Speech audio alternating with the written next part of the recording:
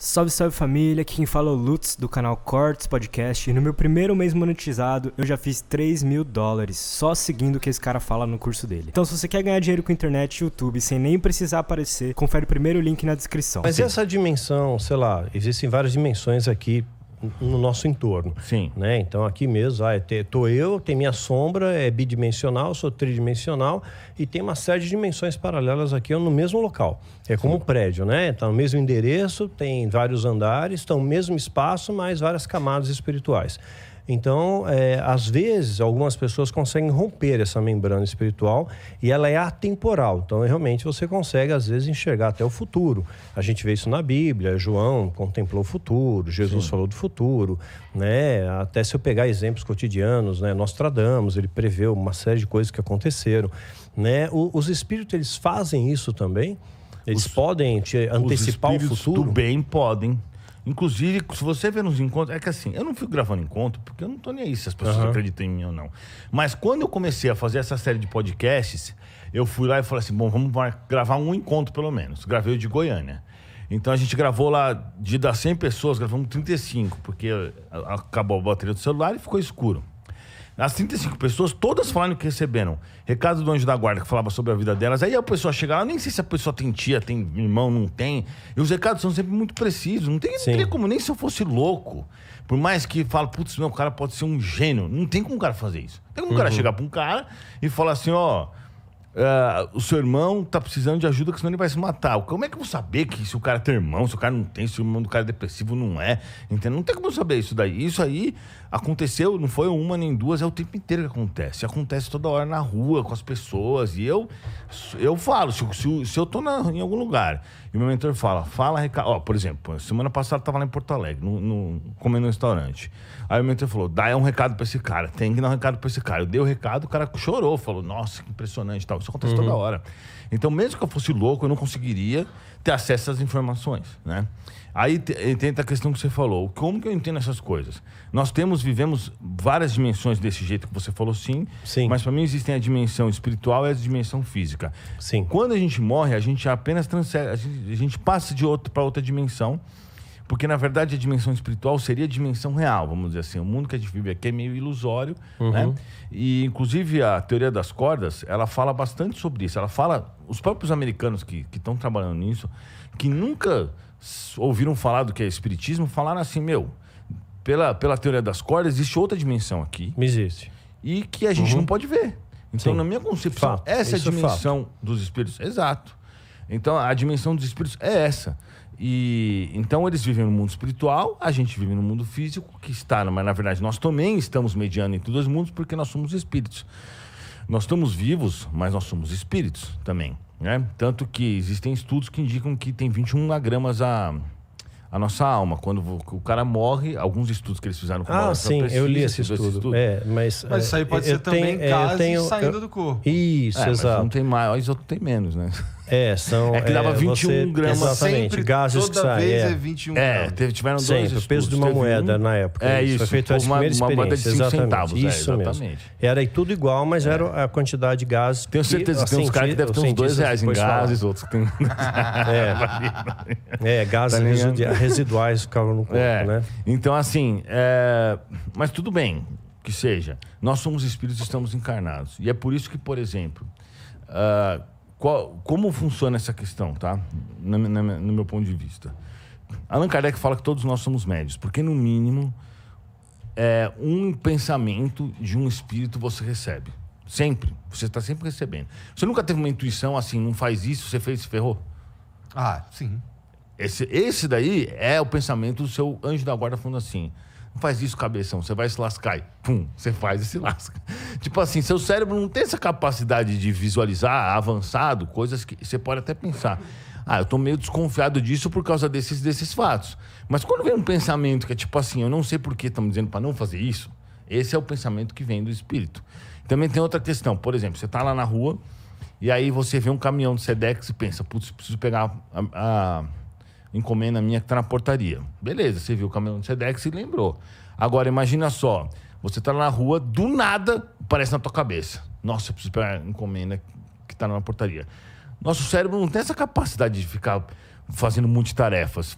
Tem, mas assim, você não consegue ouvir música e fazer e ouvir, assistir TV ao mesmo tempo, na mesma, né? Por quê? A mesma intensidade de atenção. E não dá, você não consegue. Eu já tentei várias vezes ler 2 livros ao mesmo tempo, fazer 2 coisas ao mesmo tempo. Não dá. Ou você faz um, ou você faz o outro.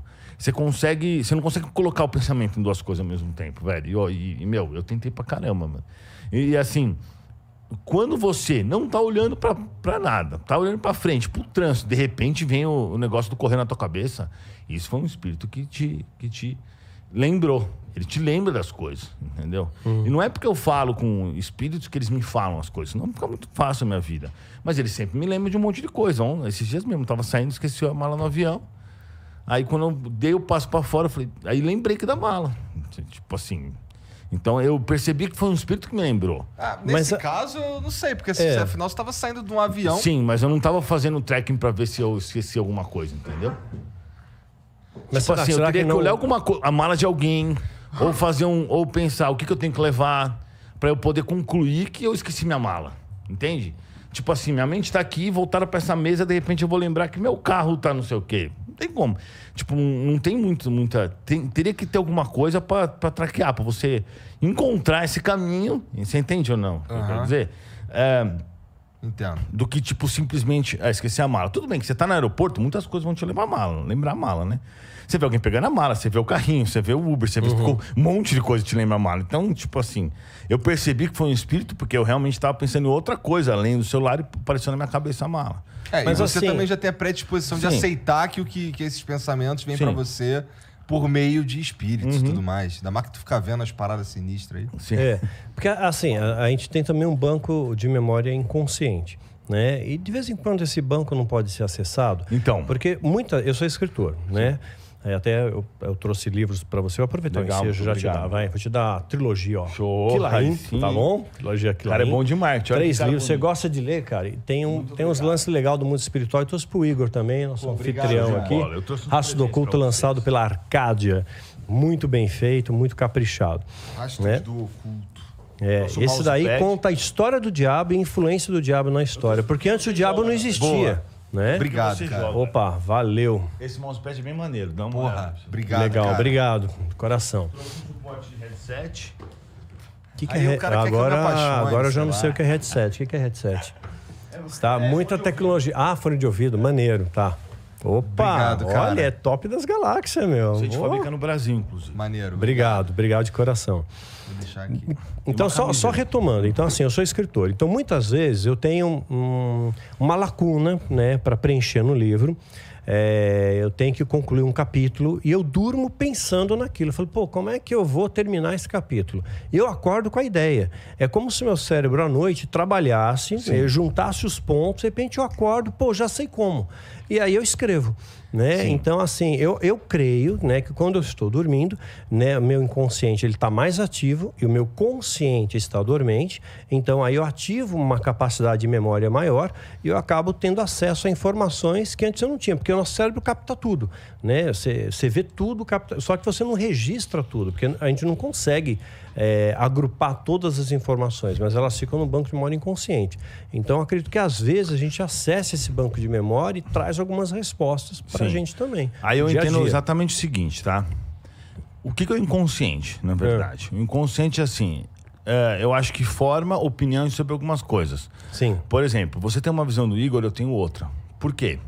Porque você viu ele fazendo tais programas de tais formas. Eu fiz de tal outra. O cara que trabalha ali, né? Que faz os drinks, ele tem outra ainda, porque ele passa o dia inteiro com ele. Sim. Então, eu acho que o inconsciente, ele vai formando essas opiniões e vai formando esses pontos de vista diferentes. Sim. Então, por exemplo, por isso que você tem uma visão, por exemplo, de uma marca de carro específica, eu tenho outra, porque você teve uma experiência com essa marca de carro, eu tenho outra. Sim, claro. Então, cada um, aquele que teve uma experiência péssima, acha horrível. Tanto que tem gente que acha horrível coisas que são boas e vice-versa. Porque é muito relativo. Eu acho que aí está o inconsciente. Essa questão, por exemplo, que você disse, que quando você dorme, você acorda já bem definido, eu entendo exatamente o seguinte, isso pela literatura de André Luiz, de Chico Xavier. Tá. Quando a gente dorme, a gente sai do corpo e vivencia experiências no mundo extrafísico. Porque o mundo real, o que eu convido vocês a fazer é uma seguinte reflexão. O mundo real é o mundo espiritual. O mundo daqui é uma cópia meio mal feita, né? O mundo das ideias... Meio Platão. Exato, que Platão fala, é o mundo espiritual. O mundo das ideias é o mundo espiritual, onde lá realmente existe as coisas mais vívidas, mais reais. Inclusive tem um pedaço no livro de Chico Xavier que o pintor, que eles chegam lá e veem uma pintura famosa na Terra, não lembro qual que é. Aí eles falam, caraca, essa pintura é cópia daquela que está na Terra, né? O espírito fala, não, é o contrário, né? A que tá na Terra é cópia da daqui. O cara tava desdobrado. É um espelho do céu, né? Olhou e falou, nossa, mas que pintura bonita. Foi lá, acordou e fez isso. Então, por exemplo, tem aquela Arquiane, já viram aquela pintora? Aquela sim, ela pintou até o Príncipe da Paz, né? Isso, pintou Jesus? Sim, pintou ela Jesus. falava o quê? Que ela sonhava com isso, ou então ela acordava com essas imagens na cabeça. Isso é porque durante o sono dela, ela às vezes viajou, viu planetas, viu anjos, viu Jesus, que segundo o relato dela, bateu na porta dela Jesus. Sim, exatamente. E pousou para ela pintar. Então foi o próprio carpinteiro, né? Ela fala isso. Então assim, o que eu acredito que aconteça é o seguinte: você dorme, sai do seu corpo espiritualmente falando, conversa com seus amigos, reflete espirituais, reflete sobre os pontos do livro, não sei o que, você acorda com aquele conteúdo, entendeu? Mais vívido para você. Sim. E mais preparado. Tanto que muitas pessoas falam, pô, você dorme que os problemas se solucionam. Muita gente não é uma regra, mas de vez em quando não é uma regra, sim, é verdade. Mas muita gente atribui essa questão do inconsciente. Mas eu entendo que quando você dorme, você tem acesso à sua consciência verdadeira. A sua consciência verdadeira, ela tem uma visão muito diferente do universo. Porque ela é muito mais completa do que a consciência que você tem no corpo físico.